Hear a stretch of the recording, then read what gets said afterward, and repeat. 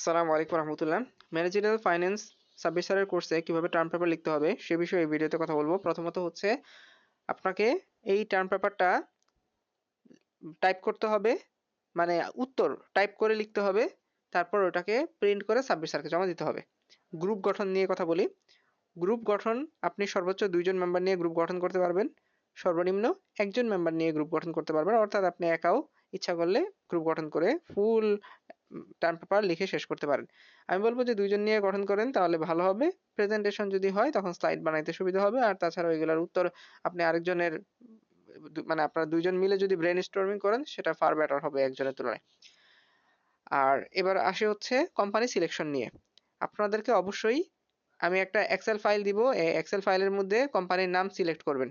ঠিক আছে? কোম্পানির নাম কিভাবে সিলেক্ট করবেন? ঢাকা স্টক এক্সচেঞ্জে যে কোম্পানি আছে সেখান থেকে আপনাকে কোম্পানির নেম চুজ করতে হবে।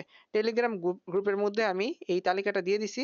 ধরেন আপনার মন চাইলো যে এই ধরেন প্রাইম টেক্সটাইল লিমিটেড, এটা আপনার কোম্পানি নেম। এটা আপনি চুজ করলেন। দেন যখন আপনি আনসার লিখবেন, এই যে ১০টা প্রশ্নের যে উত্তর, এই ১০টা প্রশ্নের উত্তর ওই কোম্পানির আদলে কিন্তু আপনার আনসারগুলো আসবে। বুঝছেন বিষয়টা? তো এই হলো বিষয়টা, কোম্পানি চুজের যে বিষয়, চয়েস সিলেকশনের বিষয়। আর এখানে হচ্ছে অবশ্যই আপনার কোম্পানি সিলেকশনের পর দ্রুত এখানে হচ্ছে কোম্পানির নাম লিখে ফেলবেন। ঠিক আছে? এবং গ্রুপ মেম্বারের নেম, রোল সবকিছু এগুলা লিখবেন। ধন্যবাদ।